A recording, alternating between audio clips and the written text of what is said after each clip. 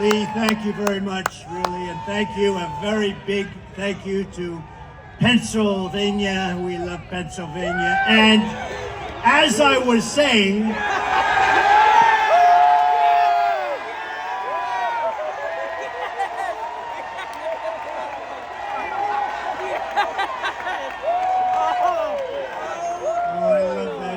I love that chart. I love that graph. Isn't it a beautiful thing? But also beautiful because look at the number. That's the day I left office. It was the lowest border patrol, the lowest it's ever been. Illegal immigration. Today it's out of control. But I love it for other reasons too. You know that. So thank you very much, and thank Lee and what Lee has done with that song. And it's such an honor to have it. I want to just let you know that tonight I return to Butler in the aftermath of tragedy and heartache to deliver a simple message to the people of Pennsylvania and to the people of America. Our movement to make America great again stands stronger, prouder, more united, more determined, and nearer to victory than ever before. We're going to make America great again. We'll win the election. We'll win the election. And to all Americans, whether you are Republican, Democrat, Independent, Conservative, or Liberal, or you have no label whatsoever, it makes no difference. Our movement, it belongs to you. It belongs to our country. It belongs to our country. And together in just 1 month, we are going to usher in a new golden age of American security, prosperity, sovereignty, and freedom for our citizens of every race, religion, color, and creed. Exactly 12 weeks ago this evening on this very ground, a cold-blooded assassin aimed to silence me and to silence the greatest movement, MAGA, in the history of our country. MAGA. We love MAGA. For 16 harrowing seconds during the gunfire, time stopped as this vicious monster unleashed pure evil from his sniper's perch, not so far away. But by the hand of providence and the grace of God, that villain did not succeed in his goal, did not come close. He did not stop our movement. He did not break out our spirit. He did not shake our unyielding resolve to save America from evils of poverty, hatred, and destruction. Yet we are here this evening in record numbers. This is a big crowd. This is a big crowd. Not only to mark the triumph of American spirit, but over, and you know that this is really, truly, in the truest sense, spirit over evil and adversity, but also to pay tribute to some of the best and bravest we have ever known.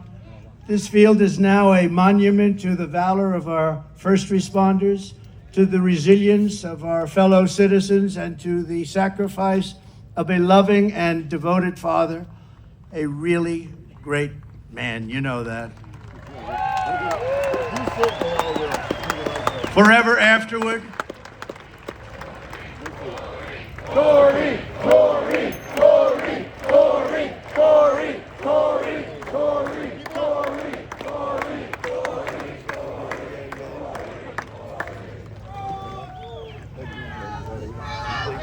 Forever after, all who have visited this hallowed place will remember what happened here, and they will know of the character and courage that so many incredible American patriots have showed and know, and they know it at a level never seen before, probably. First, I want to thank the men and women of the U.S. Secret Service who threw their bodies on top of mine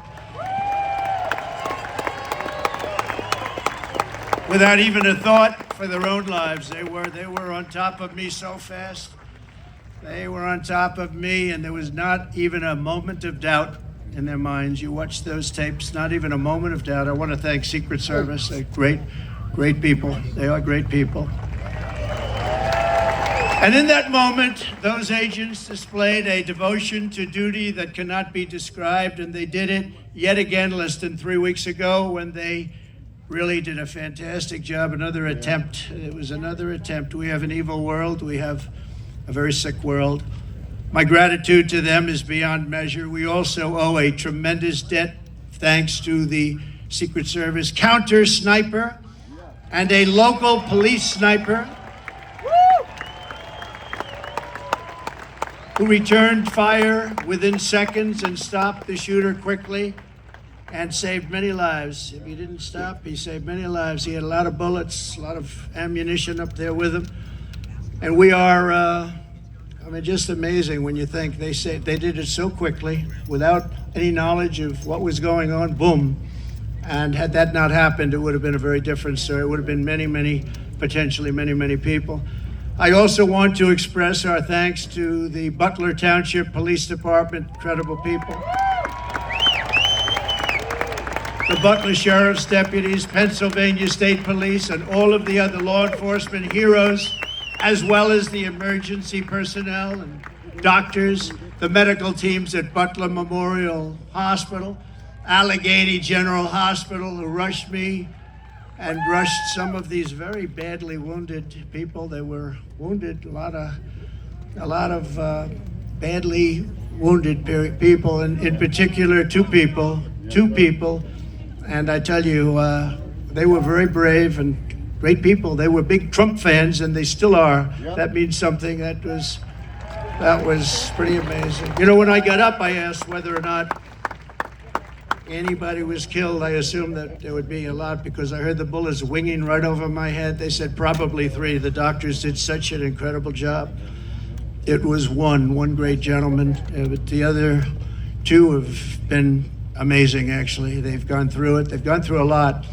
And when the crisis struck, they did really Pennsylvania proud. You've heard that expression, Pennsylvania proud. It's a great place. I went to school. I went to college in Pennsylvania. It's a great place. The people are incredible.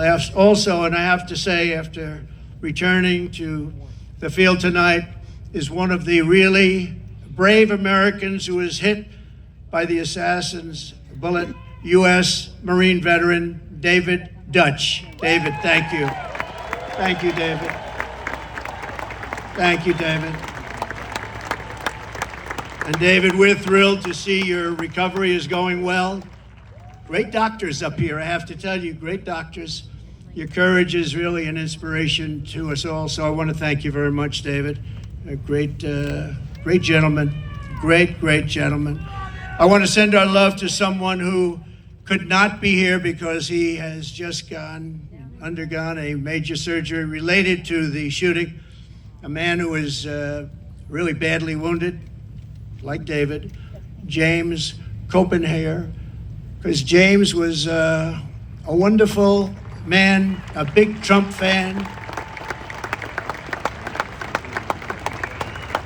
And Mr. Copenhagen is out there watching us right now, but he's in a hospital where they did some additional work, but he's in great shape. He wanted to be here so badly, but he's in great shape, and we appreciate it, and we're looking to his full and complete recovery. He will have a complete recovery. Yes, sir. Yes, sir. Thank you. Thank you very much. And of course, there's one more hero who could not make it back here tonight because he is no longer with us, right? You know who that is, right? Corey, our beautiful Corey. Corey is not with us tonight, and he should be.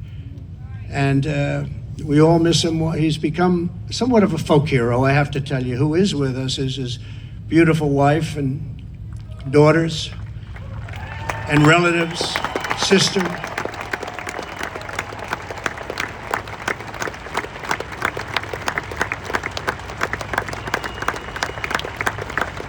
Please, where are you? Where are they sitting?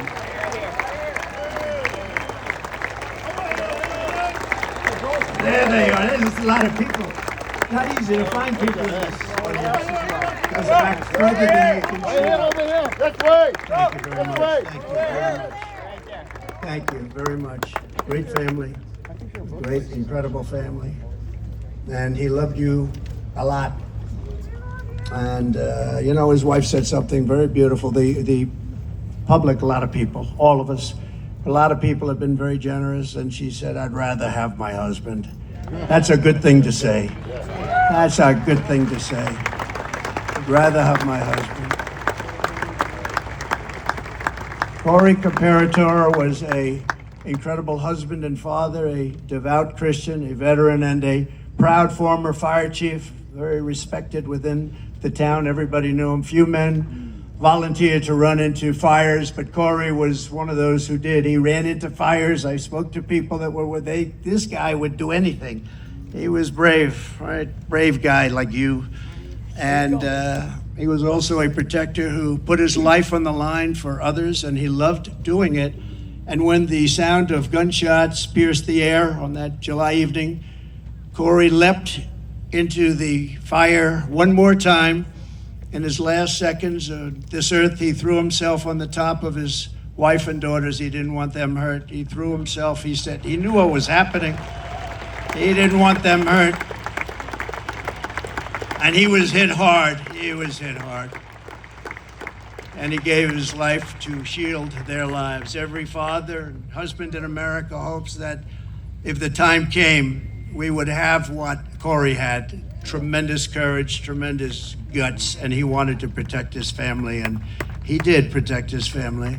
At this time, it is 6:11, 12 weeks to the minute that the shooting began. I would like to ask everyone to join me in a moment of silence.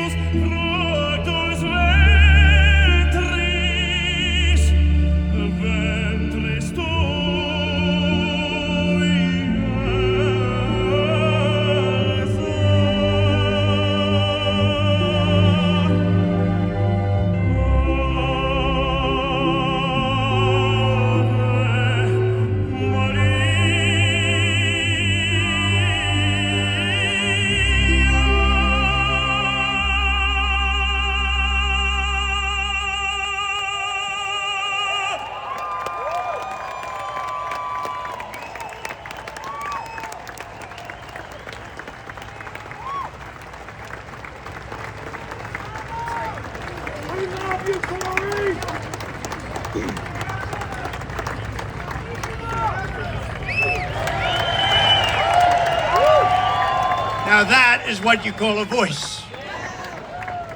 One of the greatest opera singers in the world, and Christopher Macchio, who is truly a great talent, is going to be back when I leave, and I'm going to stay backstage watching every song. He's going to sing 3 or 4 great songs, Nessa Dorma and others. And so I wouldn't leave your seat too fast when we're finished today, but this is in honor of 3 great people, actually, 3 great, and in particular, Corey.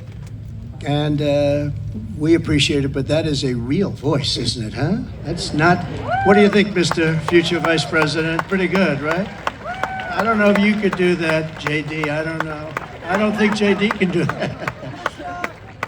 In the face of murderous hate, Corey answered the most selfless kind of love. We are joined this evening by Corey's incredible widow, Helen, his 2 precious daughters, Kaylee and Allison, and his sisters, Kelly and Dawn. Thank you so much. Thank you so much. This is an incredible tribute.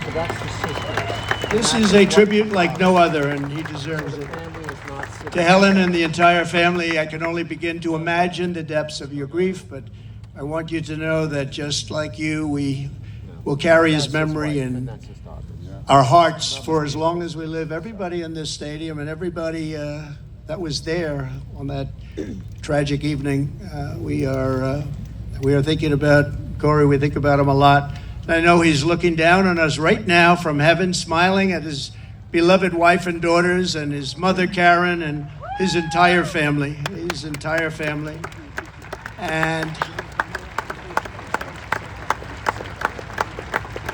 And he's with you, and he's going to be with us for a long time because, you know, some people just don't die in vain, and what he's left behind is incredible. And so, God bless you, Corey. God bless you. Thank you very much. God bless you. You know, I just one little story. Helen told me that on the day that they came to the rally, Corey was really excited because somebody gave him great seats right up front here with the people from North Carolina, the ladies from North Carolina. This is their 227th rally. I don't know what's going on with them. Those beautiful ladies. But they always seem to have good seats. You know? But Corey had the best seat in the house, and he was telling his wife and family on the way over in the car, he said, I'm telling you, he's going to invite me up on the stage, because I do that sometimes. I take people, we invite them up on the stage. And she smiled, thinking it'll never happen. And little did anyone realize that Corey would be on the stage 3 months later in an almost immortal position. And that's where he is today. He's on the stage in I think it's a truly immortal position. So the love that he showed on that day and throughout his life is the love that sustains the entire movement, love that our families have, and it's love of our communities and love of our country. It's a force more powerful than any hatred and malice, because even in the darkest hours, it shines forth as a guide, and it guides us like nothing could ever guide us. It guides us really like a candle in the night. And so it's love like Corey's that is joining us to save our country, that's going to heal our country, and that is going to reunite our country as one nation under God, indivisible, with liberty and justice for all.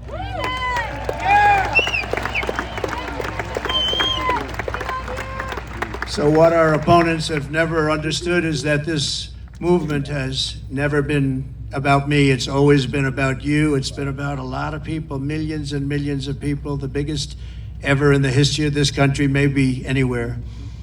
And everyday people who are the heart and soul of our country. They love our movement, they love our country, and they know they're doing right. Yeah. Your hopes are my hopes, your dreams are my dreams, and your future is what I am fighting for every single day.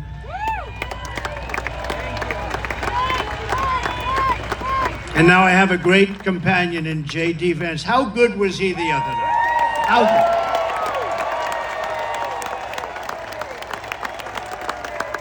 It was great.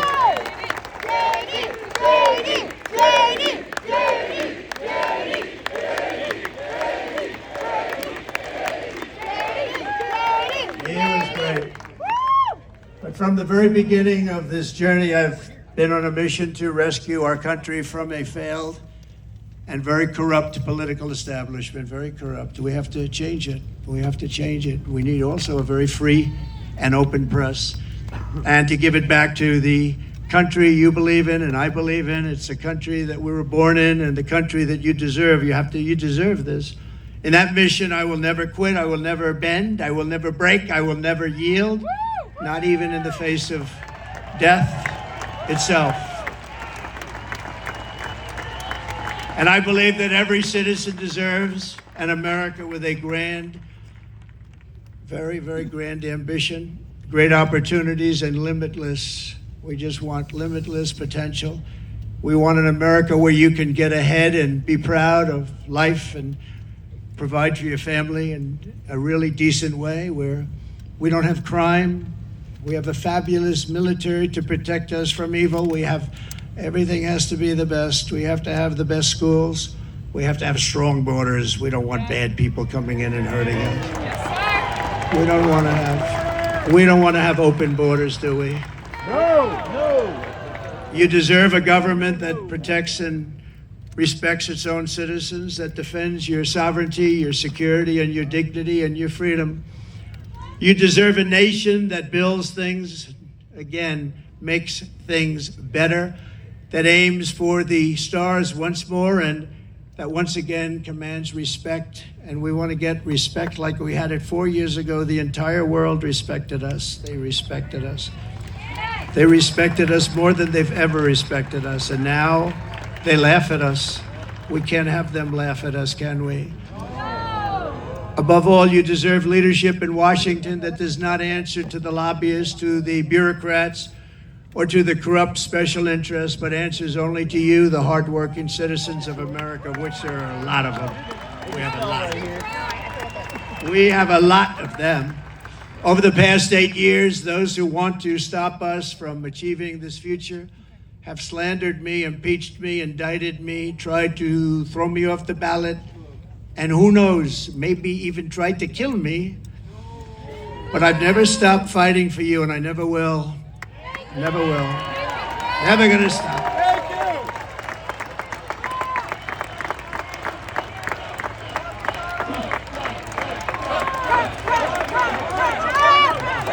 Thank you.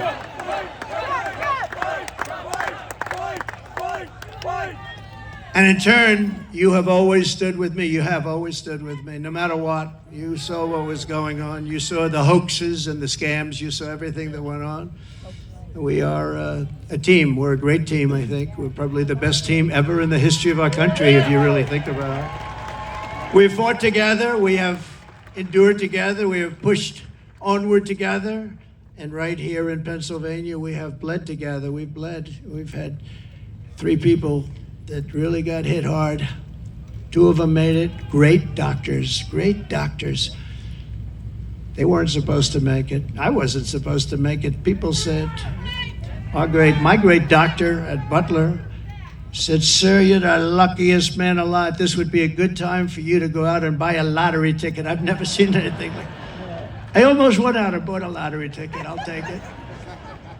And 31 days from now, here in this great Commonwealth, and all across our land, we are going to win together. We are going to vote together. We're going to win the greatest election in the history of our country, maybe the greatest election all time.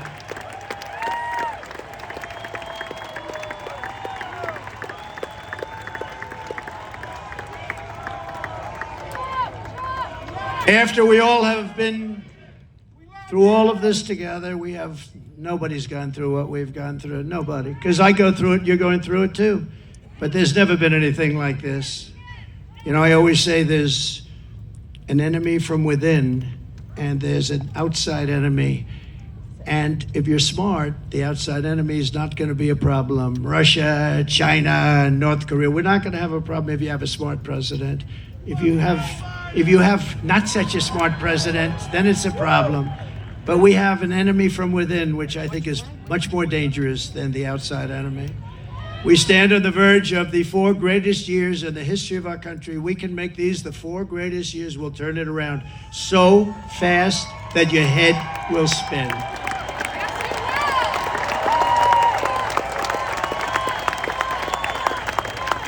With victory on November 5th, we are going to redeem America's promise and unlock the extraordinary future that is just within our reach. It is now within our reach. Think of it, 1 month from today, 1 month. We got to get there. We got to get there. They'll drop all sorts of bombs. They'll be hitting you, JD. They'll be hitting me. These people, they'll hit and hit. But I think we've almost become immune to it, haven't we? We've become immune to it. You got a little dose of it, a couple of little doses. No, that's the only way. That's the only way they can even think about winning, with open borders. Who wants open borders? Who wants men playing in women's sports? Who wants sex change operations for illegal aliens in holding bins? No, I don't think so. We will begin a new era of soaring income, skyrocketing wealth, millions and millions of new jobs, and a booming middle class. We're going to boom like we've never boomed before. And we're going to unleash a manufacturing renaissance right here in Pennsylvania, including fracking like we've never fracked before. We're going to frack. You know, our opponent said, there'll be no fracking. We'll never frack. Then she started seeing poll numbers, by the way. And by the way, speaking of poll numbers, do you mind if I mention poll numbers? Because I only mention them when they're good. I never mention them. But one that's hit me really amazingly, Rasmussen, very highly respected poll. JD, it just came out. I don't think you heard this one, but this is a shocker. You know, they always say the Democrats will win the Hispanic vote, but we've been creeping up rather rapidly. And Rasmussen is one of the most respected polls. I mean, Republicans would get 4, 5, 6, 9, 10%. They just came out with a poll, 62% for Trump. Think of that.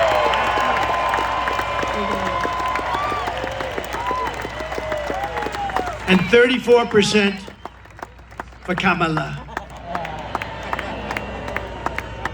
I don't usually use her last name because nobody knows who I'm talking about. I go, Harris. They say, who's Harris? It's happening all the time. Who's Harris?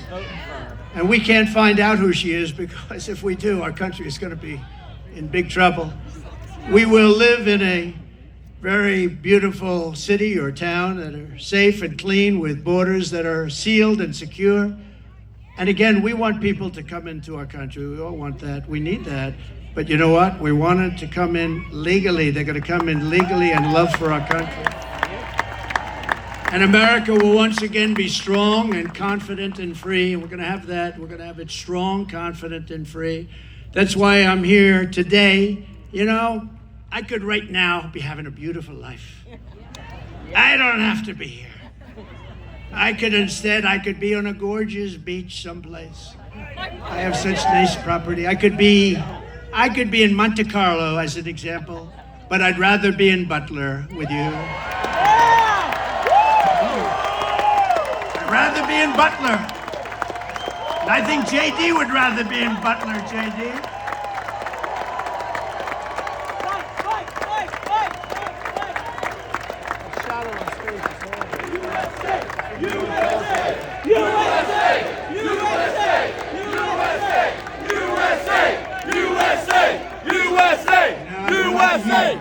Because we're doing something, you know, they got a lot of rich guys that go, nobody cares about them. I had one about a month ago, very, very rich guy, and he called me up. He said, President, I've known him for a long time. I don't say how long because I don't want my wife to hear that number. It's a long time. But he's very successful, and he said to me, sir, could you do me a favor? The guy's worth billions of dollars. He said, could you do me a favor? I can't get into a restaurant. Do you think you could call them to get me in? And I said, what the hell is the good of being rich if you can't get into a restaurant? Right? And I called the maitre d'. Hi, I'm a little embarrassed. Hi, this is Donald Trump. I recognize your voice. So would you do me a favor? A friend of mine is online about a mile back. This is a very successful restaurant. And he's got his wife. I described the wife. Could you possibly go get them? Could you go get them and bring them in? And he did. And my friend called me up the next day. He said, thank you very much. Thank you. They got it. Oh. They got it. Doctor, please. Doctor in the house. Thank you. Thank you. Thank you very much, doctor. you. Thank you. We got it. Good. Take your time, doctor, please. We got plenty of time, right? Yep. We got a lot of time. That's just someone who didn't eat enough. It can't be heat exhaustion at this point in time. And they aren't standing, so they're in pain. You doing okay?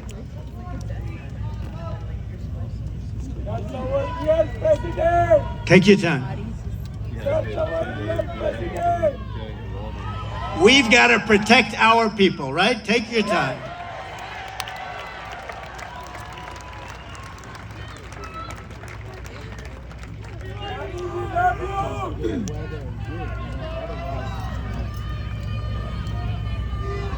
Nobody's doing CPR. Nobody's doing CPR. It's all right, doctor. Go ahead.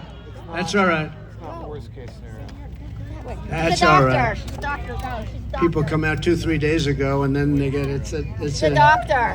It's an amazing thing. It's an amazing thing. We appreciate. Everybody appreciates it. Yep.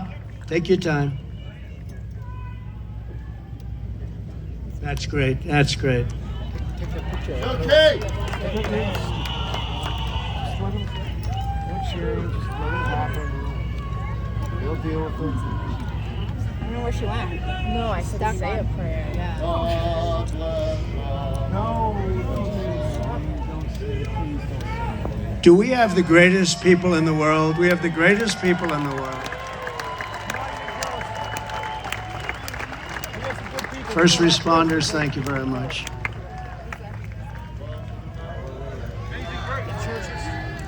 How about we just not sing and not make noise and just...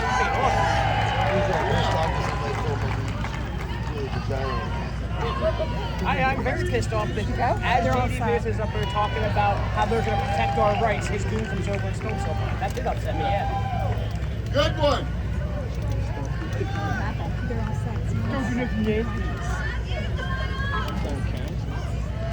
They like freeze them until it interferes with their plans. Same as any other politician. Well, there's a Biden smaller or sort of bad, they'll tell you they don't care about your rights. yeah, they do. They need an AED. Scott, they need an AED. Do they have an AED?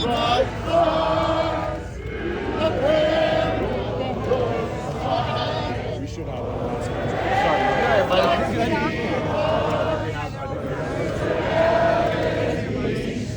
These people are stupid.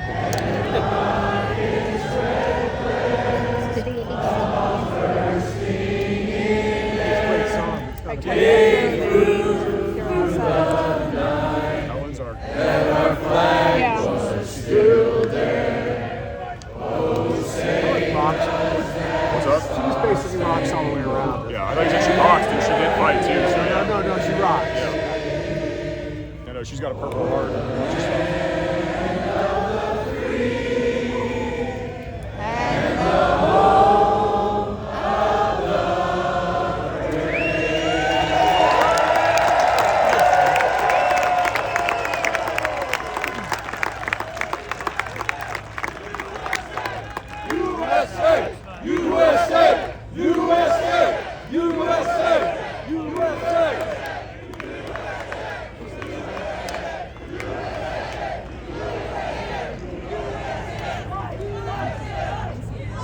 Was she doing chest compressions?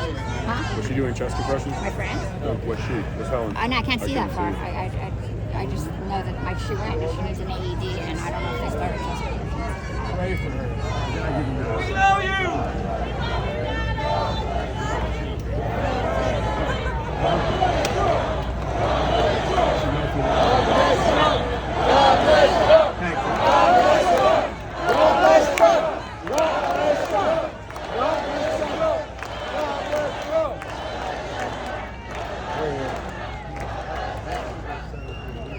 If that's the woman, look, we could help her up. That's a good sign.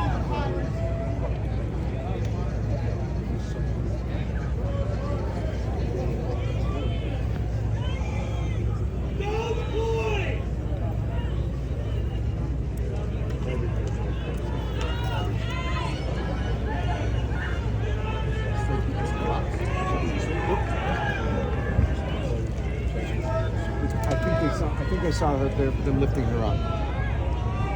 So I don't think that they're. Okay, somebody's putting his thumbs up, so that's good. So not a heart attack.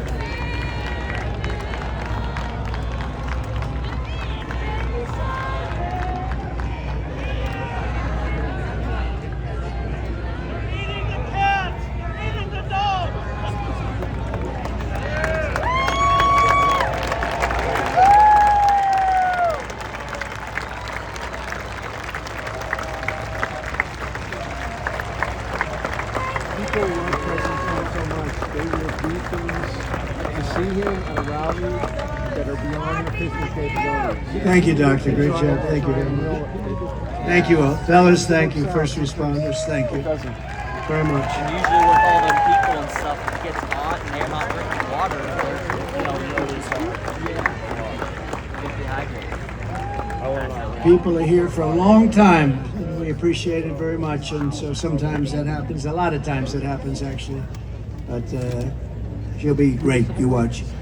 So 12 weeks ago, we all took a bullet for America. And all we are all asking is that everyone goes out and votes. We got to win. We can't let this happen to our country. We can't take another 4 years like this. We won't have a country left. We're not going to have a country left. And all of this will be for nothing if you don't get out and vote. It will all be for nothing. We will have talked about it, and if we do it, it'll be the greatest achievement, I think, in the history of politics for all of us for this age. Because we're going to change our country around and fast. We're going to do things that nobody thought were possible. We're going to do them fast. So Pennsylvania, it's time to stand up for America and a time to save our country. This is really about saving our country. It's never been like this. When you look at the crime, look at the crime. Look at the people that are coming in, murderers. 13,099 murderers let in over the last short period of time. Murderers that have been released from penitentiaries, prisons, jails, released into our country. Crime rates all over the world are down. They're taking their gang members and their criminals, they're taking their people in jail, and they're releasing them into our country. We can't have it. You know, we just can't have it.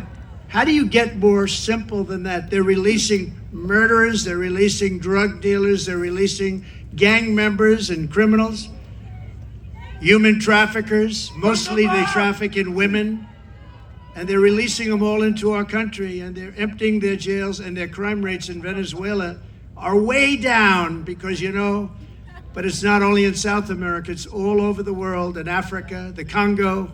There are a lot of people coming out of the Congo in Africa. They're coming out from Asia. They're coming out from the Middle East, Yemen. They're coming out from Yemen. A lot of people coming out of Yemen. And they're known terrorists, and they just release them into our country from countries unknown also. They know nothing about the people. Oh, go right in. These people are crazy. Get them out of here. And we have to win. We'll stop it immediately, and it will be a big deportation. We're going to deport these people. We're going to get them out of our country. Or we won't have a country. And if we win Pennsylvania, we will win the whole thing. The whole thing will be won. So for the sake of our families, for the sake of our children, we will keep on going. And as the expression goes, I mean, I'm a little embarrassed to say it, to be honest with you, but I'm going to say it because a lot of people do say it. We will fight, fight, fight. We're going to fight for our country. We're going to fight for our country. And together we will save this country, we will restore the republic, and America's future will be bigger, better, bolder, brighter, happier, stronger, freer and greater, and more united than ever before. Our country will be united. You'll watch, you'll watch. We had the most successful country ever, maybe in the world during my term. We had the greatest economy that we've ever had. And you know what was happening? We were uniting. The other side, radical left people were coming over. They wanted to meet. They were coming over. Women, men. If you look at population, our black population, our Hispanic population, our Asian population, everybody was doing better. People that went to the best schools and best colleges in the world, got the highest marks, and people that couldn't get a high school degree. Everybody was doing better, and our country was coming together. And then we got hit with COVID, a gift from China. Some people would call it the China virus. And we did a great job on that too. We did a great job, but the world was disturbed. $60 trillion in damage worldwide, millions and millions of, tens of millions of people killed. And we still, during this 4-year period, we had the greatest economy, one of the great countries of the world. And we left with a stock market that was higher than it was just prior to COVID coming in. So what we did was something really incredible. But we had the greatest, most successful country ever. We had the greatest economy in our history. And we're going to do it again, and maybe even better. We learned a lot. We learned a lot about people and about doing things and what works and what doesn't work. And we're going to do it, and it's going to be quick. It's going to be quick. And we're going to have safe cities, and we're going to have great cities again. And we're going to have a capital in Washington, D.C., which is right now crime-ridden. You leave from the great Commonwealth of Pennsylvania, you go drive down to Washington, D.C., and you drive down and you end up getting murdered, you end up getting hurt, you get mugged. We are going to straighten out Washington, D.C. We're going to make it again the most beautiful capital in the world. We're not going to have graffiti. We're not going to have graffiti on our marble columns. We're not going to have roads that have potholes all over them and medians that are falling into the highways. We're going to run it properly. We're going to change it. We're going to run it properly. It's an embarrassment to us. Can you imagine foreign leaders coming in and running over roads that haven't been paved in years? We're honored to be joined tonight by one of the people who is going to help us build this incredible future. And he is a truly incredible guy. And I don't say that often. He's a great gentleman. He's done such an unbelievable job for North Carolina, for Georgia, for Alabama, for Florida, for Tennessee. His name is Elon Musk. He saved free speech. He created so many different great things. Where is he? Come on up here, Elon. He created the first major American car company in generations, and his rocket company is the only reason we can now send American astronauts into space. Yeah. Take over, Elon. Yes, take it.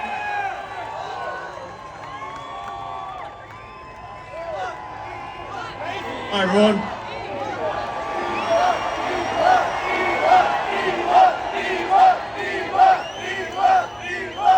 As you can see, I'm not just MAGA, I'm dark MAGA. But first of all, I want to say what an honor it is to be here. And, you know, the true test of someone's character is how they behave under fire. And we had one president who couldn't climb a flight of stairs, and another who was fist pumping after getting shot. Fight! Blood coming down the face. Now, America is the home of the brave. And there's no truer test than courage under fire. So who do you want representing America? Yeah, absolutely. And I think this election, I think it's the most important election of our lifetime. This is no ordinary election. The other side wants to take away your freedom of speech. They want to take away your right to bear arms. They want to. They want to take away your right to vote effectively. You've got 14 states now that don't require voter ID. California, where I used to live, is just passed a law banning voter ID for voting. Disgusting! I still can't believe that's real. Twilight Zone! So, how are you supposed to have a proper election if there's no ID? It's just meaningless. And free speech is the bedrock of democracy. And if people don't know what's going on, if they don't know the truth, how can you make an informed vote? You must have free speech in order to have democracy. That's why it's the First Amendment. And the Second Amendment is there to ensure that we have the First Amendment.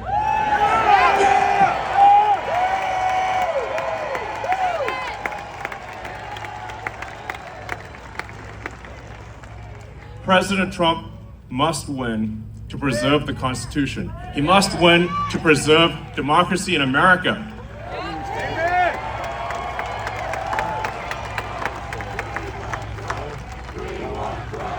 We want Trump! We want Trump! Yes. We want Trump! We want Trump! We want Trump! We want Trump! We want Trump! We want Trump! This is a must-win situation. Must win. So I have one ask for everyone in the audience, everyone who watches this video, everyone on the live stream. There's one request. It's very important. Register to vote. Okay? And get everyone you know and everyone you don't know, drag them to register to vote.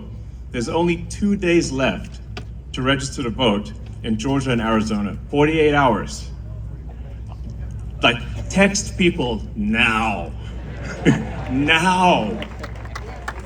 And then make sure they actually do vote. If they don't, this will be the last election. That's my prediction. Nothing's more important. Nothing's more important. So get everyone you know. Everyone. So I'm speaking to people out there. Everyone in the crowd, I think, is already convinced. But for people out there that are watching the video, watching the live stream, you need to get everyone you know, at work, your friends, family, text groups, your social media, everything. Get them to register to vote right now. Only 2 days left for Georgia and Arizona. Only a couple weeks left in Pennsylvania. And if they're not registered to vote, it doesn't matter at that point. Register to vote. I'm being repetitive for a reason, okay? So, nothing is more important. And a lot of people think maybe their vote doesn't count. Well, it does, okay? It does. It matters. And this election could be decided by 1,000 votes, 500 votes. A tiny margin. So, get everyone you know to register to vote. I believe it's swapthevote.com. I believe that's the site. And double check that your registration is good. Don't take it for granted. I'm just being repetitive about this point because it is the one takeaway, more than anything, that will matter is getting those registrations, and then getting everyone you know to actually vote. That is what will decide this election, especially in Pennsylvania.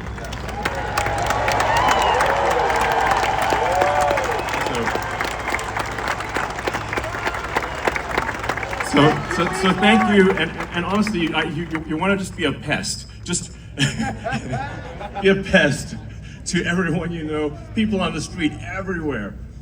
Vote, vote, vote. Fight, fight, fight. Vote, vote, vote.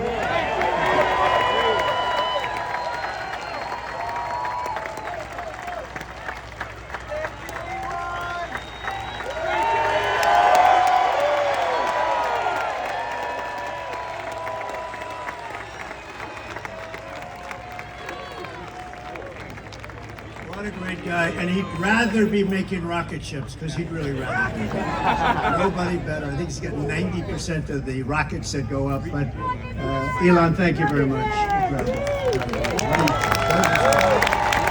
What he says is true. You know, we're all having fun here tonight, but if we don't register and if we don't vote, we're just going to look upon this as another sort of nice day in our life, but it won't even be a nice day. We're going to look back and we're going to say, wow, it's a lot of time, a lot of effort. We got to win. If we don't win, it's, as he said, it's just not important. We have to save our country, so you have to get out and vote. You got to get out and vote. You got to get your friends and vote, because, you know, they play a lot of tricks, this particular other side. Elon's a very nice guy. He doesn't want to say it, but they play a lot of tricks. We can't let it happen. We can't let it happen again. We can't let it happen. And one thing, they showed us how bad they are. They showed us how bad a job they do. So That's one thing we got from this 4 years. They've done the worst job. That's the worst president in the history of our country. It's the worst vice president in the history of our country. And if you watched over the last couple of days, they are doing, this is a Katrina for them. This is one of the worst, they say it's the worst job ever done on helping people through the ravages of a hurricane. And they're watching, she's out there campaigning in San Francisco, a place that she ruined. Okay, she ruined San Francisco. She ruined, think of this, she ruined San Francisco. She was the worst DA, and she ruined the state of California, and now she wants to ruin the United States of America. We can't let her do it. So I called Elon to tell him that they needed Starlink as an example. They couldn't get Starlink. I didn't know what Starlink was, I must tell you. Elon, I'm so embarrassed. I didn't know what the hell Starlink was. He loves Starlink. He can tell you every little screw that's needed, every wire. Me, I didn't know. But when I was in North Carolina and Georgia just the other day, yesterday to be exact, but they were saying we have tremendous communications, especially in North Carolina, and we have tremendous problems. We have no communication. The poles were ripped down, the wires were underwater, houses were destroyed, possibly 1,000 people, maybe more, will be, there's 600 people missing. Missing is not good, because you know what missing means generally. That's really bad. And they had no communication. They had literally no communication with, they called it the mainland, because the water was so crazy. It was like they were in the middle of a lake, and they'd never seen anything like it. And they said, do you know somebody named Elon Musk? I said, yeah, I happen to know him a little bit. He just endorsed me, actually. Although he endorsed me a long time ago, but he still, to me, every day is a good endorsement from Elon. Nobody's smarter than Elon. And they said, could you do us a favor? Could you help us? We're trying to get Starlink, and it's very hard to get. Most people say you can't even get it. I called up Elon. I said, North Carolina's in big trouble. Georgia's in big trouble. They need communication. They have none because their poles have been knocked down and their wires are underwater and even dangerously underwater. But they have no communication. Elon, could you do something about Starlink, whatever the hell that is, Elon? Whatever Starlink, that's all they want to hear is Starlink. And an amazing thing happened. I got a call from one of the top people in North Carolina. I got a call from another great person in Georgia. And I wasn't finished with my phone call yet. And they got word that Starlink would be delivered to the States. I said, no, and I said, what the hell is he? What kind of a system is that? Normally you'd have to hang up and he'd go and call people. He did it during the phone call. What kind of a system do you have? That's why he is a very advanced person. But I want to thank you, Elon, because I got it. And I said, how does it work? 2 days later, how does it work? They said, much better than the wires. So now I'm saying, why the hell aren't they? You're going to come out very well anyway. And he also said, you don't have to pay me. You pay me someday when you get the money back. You don't have to pay me. He wanted nothing. He's a great guy. Thank you, Elon, for being here. Thank you very much. Read on. Read on.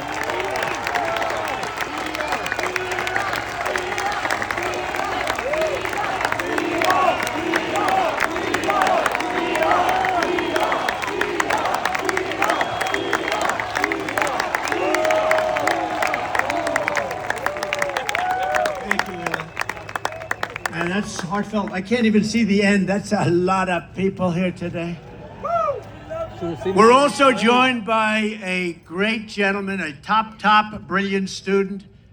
He went to a tremendous college and he graduated right at the top of his class. In 2 years, I didn't know you could do that. It's 4-year college. Then he went to the military. Then he came out and he did fantastically inside the military. Then he came out. He went to Yale.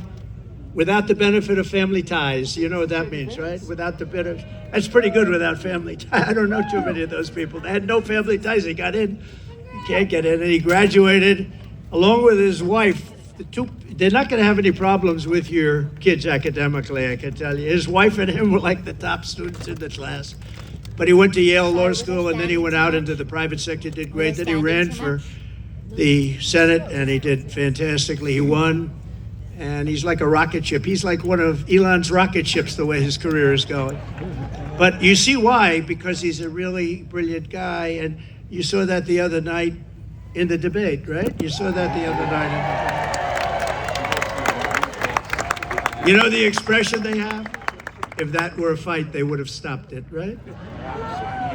So I just want to thank JD. I was always confident in that pick.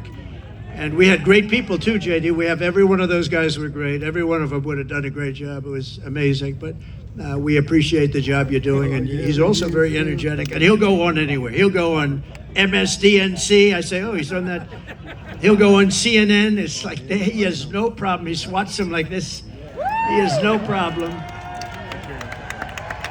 No, it's true. You know, other people say, sir, I'd rather not do that one.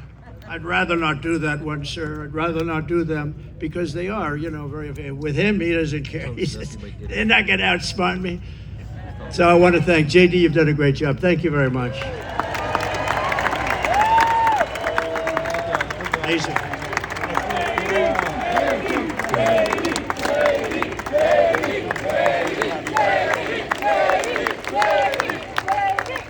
We have a lot of senators and a lot of people from Congress. I'm going to introduce a few of them that are really outstanding, and they are warriors and they're great patriots. Senator Eric Schmidt. Where is Eric Schmidt? He's around here someplace. Nice, tall, handsome guy. Thank you, Eric. What a great job you've done. He helps us so much with the Senate, and we've got a great Senate. We have to get a couple of more senators elected. Well, I think it's going to happen, too. I think it's going to happen.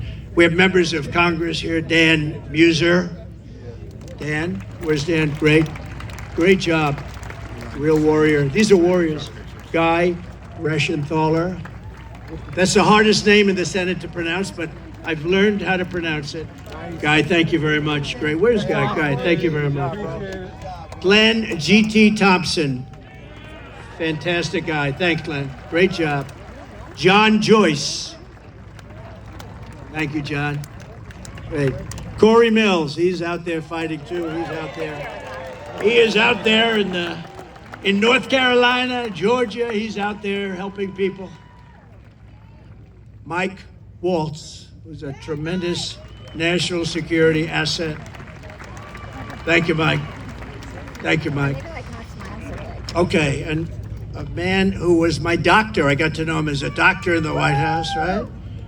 And then before that, he was actually an admiral, and then he went to the White House. He was a great admiral. He was a great doctor.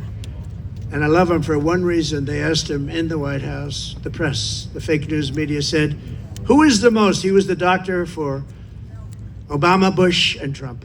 That's pretty good, right? White House doctor for the three of us. He said, the press, who is the healthiest of the three? He said, definitely it's Donald Trump. There's not even a contest. And I love that guy.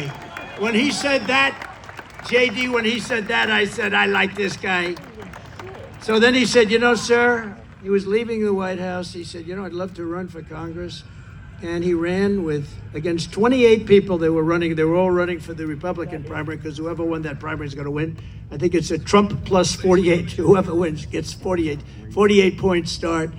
And not only did he win, he won easily. And now he's one of the most popular people in Congress and one of the most talented, maybe more importantly. Ronnie Jackson. Ronnie. Where's Ronnie? Where is he? Okay. Thank you, Ronnie. And you got a lot of talent surrounding you there. I think it's very important also. We're here for a reason, and that's to win and to honor Corey, but Corey wants us to win too. And there's a man in the audience that's been very much a career path, a little bit like JD, a great student, great talented student, and fantastic in the military, then went out to be a tremendous success, one of the most successful people on Wall Street, actually.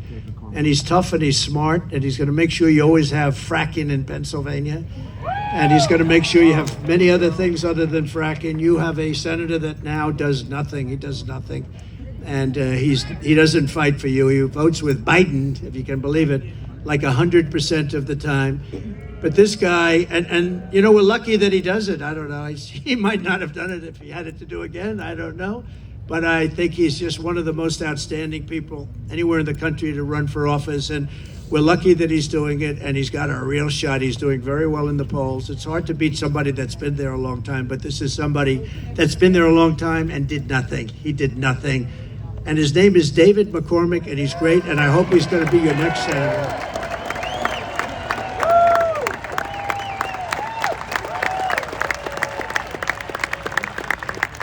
And I see somebody else I didn't know he was here. Mike Kelly. I see Mike. Stand up. Oh boy, am I lucky. Am I lucky I spotted him. If I didn't spot you, Mike, I was in big trouble, right? This is a man who's beloved in this state, and he's fantastic. So thank you. We also have some terrific people from law enforcement. Butler County Sheriff Mike Sloop. Thank you, Mike. Great job. Thank you. Thank you, Mike. Thank you for your help, too, I could tell you. Thank you for your help. I can say that. Thank you very much. Butler County Commissioner Leslie Oshie. Leslie, thank you. Thank you, Leslie. Great job. RNC Chairman Michael Watley. This guy is doing a great job. He's doing great. Came from North Carolina. We won North Carolina. He kept their cheating down to a minimum, and we were able to win it, and we were solid all night long. And he's great, but if we don't have good results by the 6th of November, I will never say that about him again. No, he's a great guy. He's working very hard. 24 hours a day he's working, I know that, and he's working mostly on Stop the Steal, because we have a lot of votes. We have plenty of votes. Stop the Steal. That's why you've got to get out. You've got to get out and vote. We're going to win this thing. And the more we win it, you know, it's too big to rig, you know, the expression we use, make it too big to rig. You know, at a certain point, Elon would understand this better than anybody statistically. At a certain point, their cheating doesn't matter. And we want to make it too big to rig. And we also have somebody that's very special, the co-chair of the Republican Party, Lara Trump. Thank you. Lara, thanks. Are they recorded down there? And you know, oftentimes with families, they say, oh, you know, why did you put that one in or this one in, and all the different people. So many people have problems with that. In her case, everyone said, how the hell did you get her to do it? She has been unbelievable, so thank you very much. Comes from North Carolina, and I have a feeling she's going to be spending some time down there a little bit. And she's married to my wonderful son, Eric, who's right here. So, Eric, please stand up.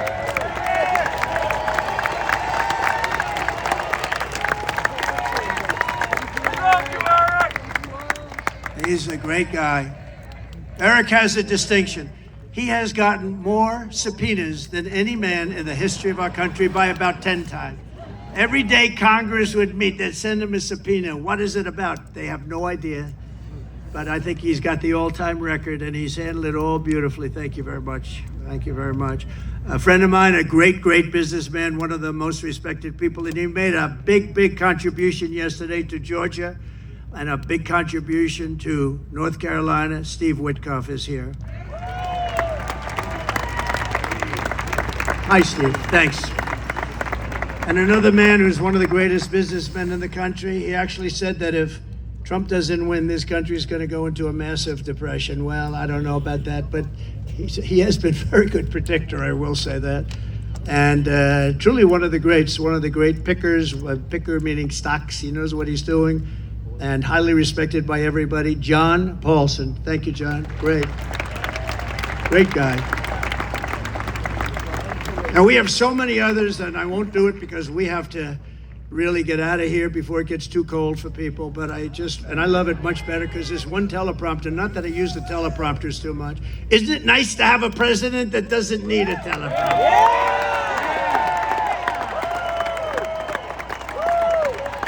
No, we don't need it. But this one was right smack in the sun. Great job back there, fellas. They said the teleprompters are working fine. Well, thank goodness. Did you see what happened the other day with the teleprompter with her? That was not a pretty sight. The teleprompter went off and she went off too. She didn't know what the hell happened. And you know, teleprompters are very dangerous because they go off a lot. You have to be prepared for them to go off, go blank. You'll have 100,000 people, you have 75,000 people, you have this And the teleprompter goes off. You got to be able to move. She did not move well. This was not a good situation. But 3 more heroes from July 13th who rendered first aid to Corey incredibly. Dr. Jim Sweetland. Rico Elmore, who was unbelievable. Rico, you were unbelievable. He ran over, National Guard, he ran over and grabbed Corey, and Corey was still living, and he was doing mouth-to-mouth resuscitation on a man who was really in bad shape like nobody's ever seen, and his family appreciates it, and I do too. So thank you, Rico, very much. Right? Amazing the people that we have. And you learn about them under times like this. That's when you really learn. So we're going to be seeing Rico again. And Ed Shear, fantastic job. Thank you, Ed. We appreciate it. Thank you, Ed. Thank you. Thank you very much, Ed. Great job. In addition, this evening, we have to send our prayers and support to all the families affected by Hurricane Helene. This has been the worst hurricane response by a president and vice president since Katrina, and this is simply not acceptable. Those people, I was there yesterday with North Carolina and Georgia, and I'll tell you, and by the way, the governor of Georgia is doing an excellent job, but we have other people that aren't doing a good job, and we have to have them do a good job. But the federal government is doing a very bad job. They are not doing the job, and we have death and destruction that we haven't seen maybe ever. It's a real bad one, and they have to get people there because they don't have people there. They don't have the people. Kamala wined and dined in San Francisco, and all of the people in North Carolina, no helicopters, no rescue. It's just what's happened there is very bad. They're offering them $750 to people whose homes have been washed away. And yet we send tens of billions of dollars to foreign countries that most people have never heard of. They're offering them $750. They've been destroyed. These people have been destroyed. The one young lady washed, you saw that with her son. I mean, pretty, I wish I never saw it, but just washed away. Your son was washed away with the grandparents, and so sad. And they're giving them $750. And think of it, we give foreign countries hundreds of billions of dollars, and we're handing North Carolina $750. If you want a president who won't even try to save you when the floodwaters are rising, vote for Kamala. She's not the right person. Look, you know what? If they did a good job, I wouldn't have run. To be honest with you, I didn't need to do this. I didn't need to. If I thought they were doing an even modestly good job, I wouldn't have run, but I saw right from the beginning, grossly incompetent, and I was right about that, and I decided to run, and we're doing really well. I was telling you about polls. We're way up in some polls. We're up in other polls. And with the swing states, I think most of them have us up in every single swing state, including the great commonwealth of a place called Pennsylvania. And don't ever not call it a commonwealth, because I've seen people call it a state, and that's the end of them. That's practically the end of their political career. You got to be very careful with Pennsylvania. It's that commonwealth. I haven't made that mistake. I don't want to either. It was not a pretty picture.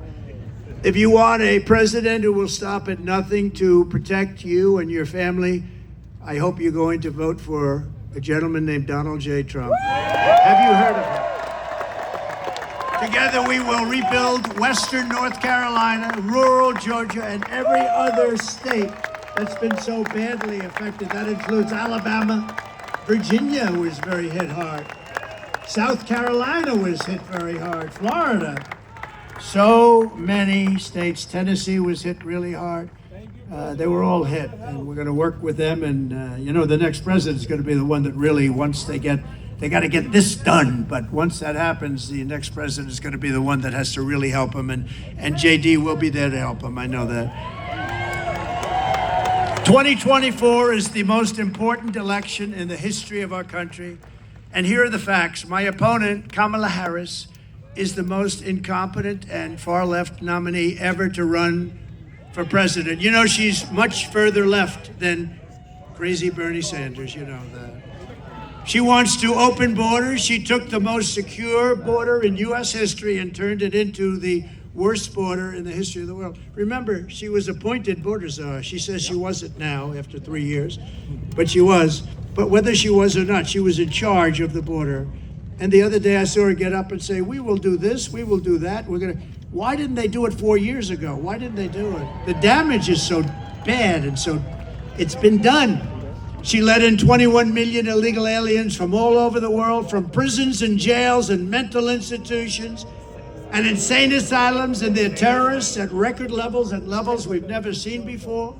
She cost you $29,000 a family through inflation price hikes. And now she wants a larger tax hike, and she wants to go with the largest tax hike in American history. There's never been a tax hike like what she's proposing.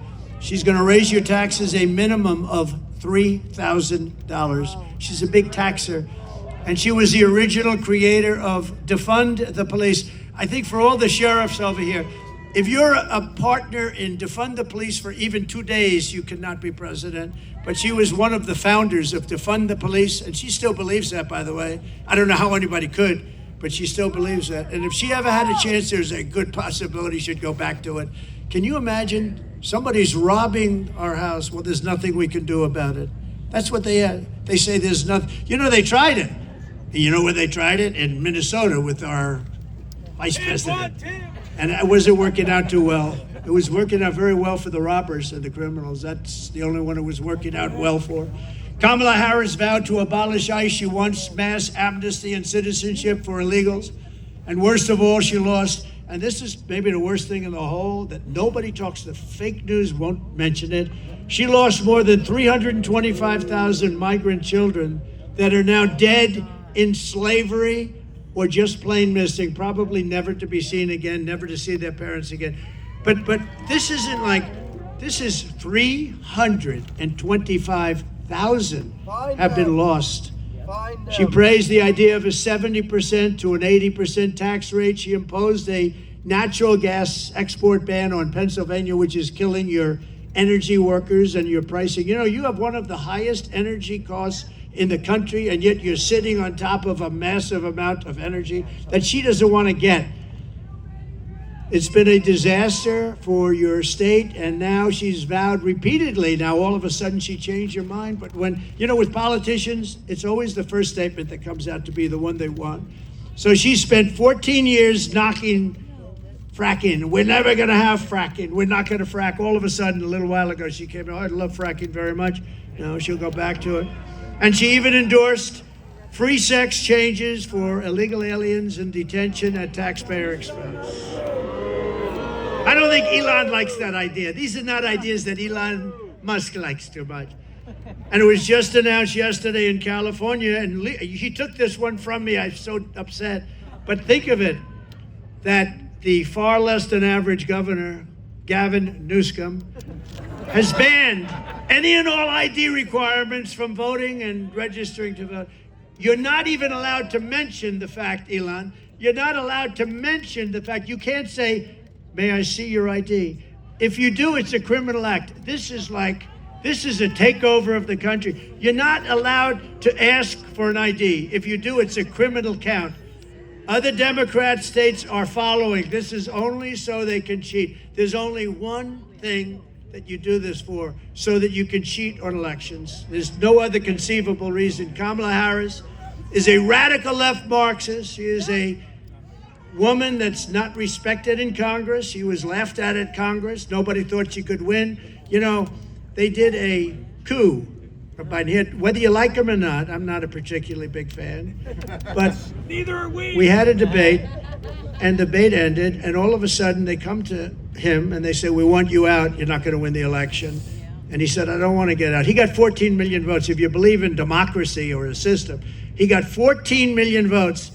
And she got none. She was the first one out, 22 candidates, and she never made it to Iowa. She quit before Iowa, and now she's running, and that's okay.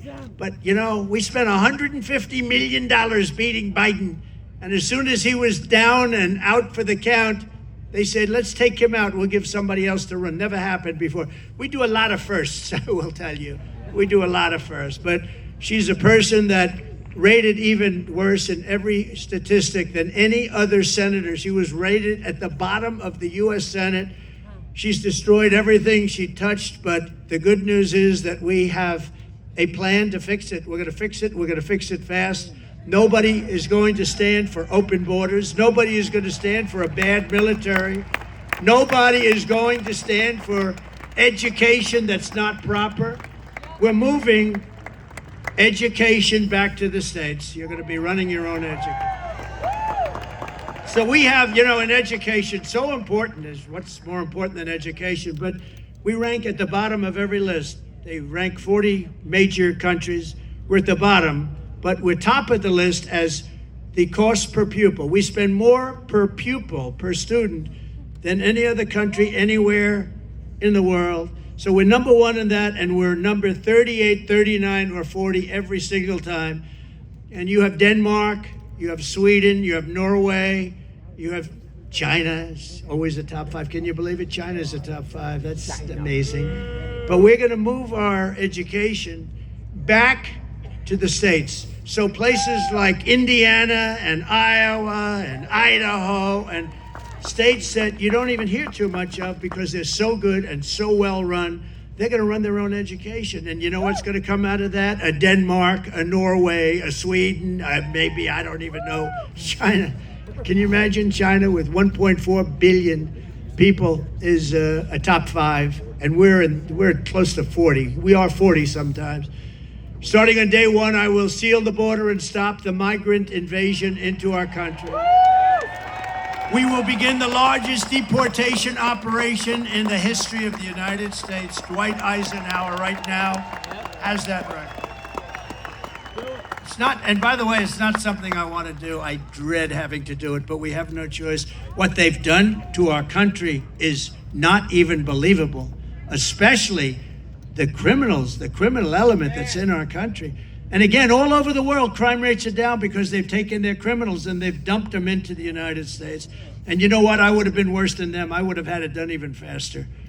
They've dumped them into the United States of America, and that's what we have. And it's dangerous out there. We're getting them out. We're getting them out quickly. And we will defeat inflation, and we will make America affordable again. And it's going to start with liquid gold. We have more liquid gold, oil, and gas under our feet than any nation in the world, including Saudi Arabia and Russia. We will become energy independent like we were just 4 years ago. 4 years ago, we were energy independent. Can you believe it? And then we were going to become energy dominant. We will be dominant within a matter of months, and we will make so much money. We are going to drill, baby, drill. And we will again open ANWR. Ronald Reagan tried to do it. Every single president from before Reagan tried to do it, and I got it done. ANWR is the largest drilling site anywhere in the world. It could be larger than Saudi Arabia, could be larger than Russia. It's in Alaska. And I got it done, and we worked to get it done. And one of the first things he did was terminate ANWR. And that was going to take care of all of Asia. That was going to make us so much money. We would have paid off debt. You would have gotten, I gave you the biggest tax reduction in history. You would have gotten even a bigger one. You were going to be just very happy. You were going to say, I like that guy very much. 20 million Americans are behind on their electric bills right now. It was just announced. 20 million Americans, they're struggling to pay their monthly bills at a record rate. There's never been anything like it.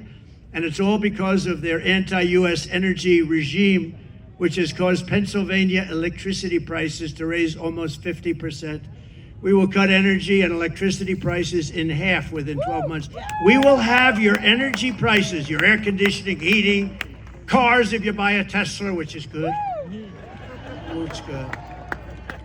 We will have your energy prices cut in half.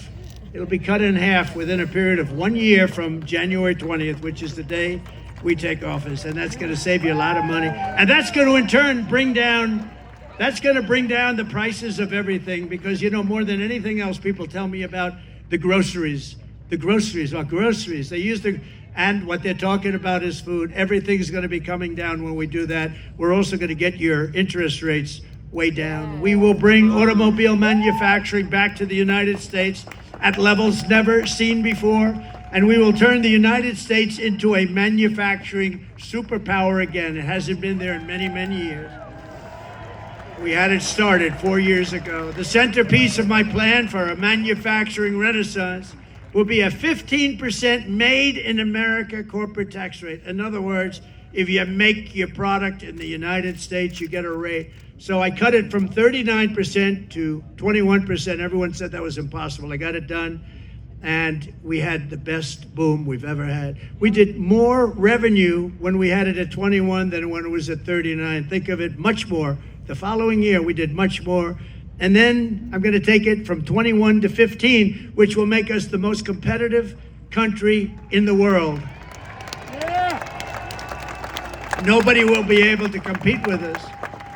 But that 15 rate only goes for those who make their product in America. They have to make their product here, otherwise they pay 21. And we will protect those companies moving into America and all of our existing companies with stiff tariffs placed on companies that don't move in. If they don't come in, if they don't want to make their product here, that's fine, but they're going to be tariffed. We have to protect our companies, and that's what we're going to do. The only way they can get out of paying those tariffs is to build their plants and factories in America. We may even be able to get Elon to build some of them. I think we will. And hire American workers for the job. We're going to hire American workers for the job. We will pass the Reciprocal Trade Act. If China or any other country charges us 100 or 200% tax, then we will likewise charge them a 100 or 200% tax. We had a lot of problems on that one with the Senate, and we're going to get that done. Think of it. They charge us, and we don't charge them. Now they charge us, we're going to charge them the same thing. Reciprocal, it's reciprocal.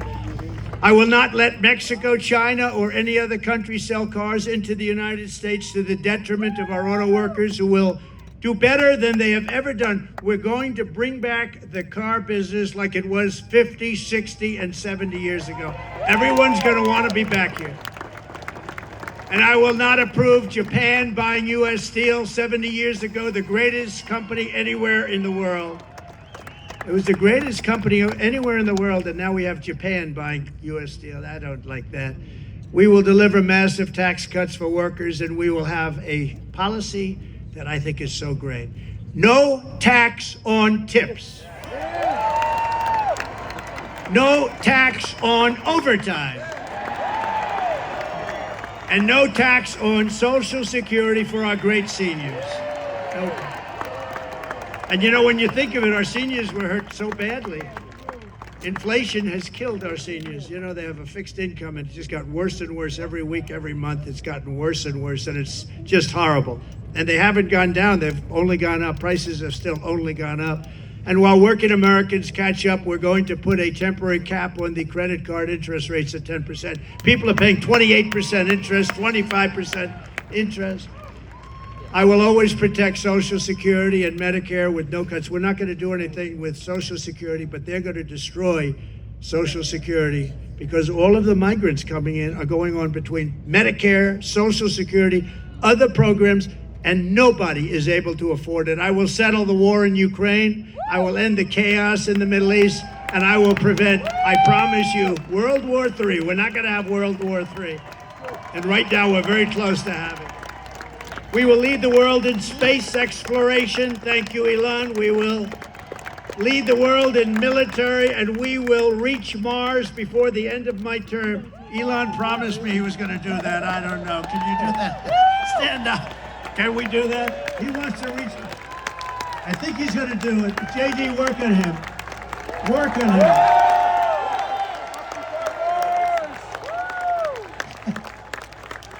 Work on him. JD is working on Elon. Now, he told me that we're going to win, and he's going to reach Mars by the end of our term, which is a big thing. Before China, before anybody, right? And my money's on that guy right there. We will rebuild our cities, including Washington, D.C., making them safe, clean, and beautiful again.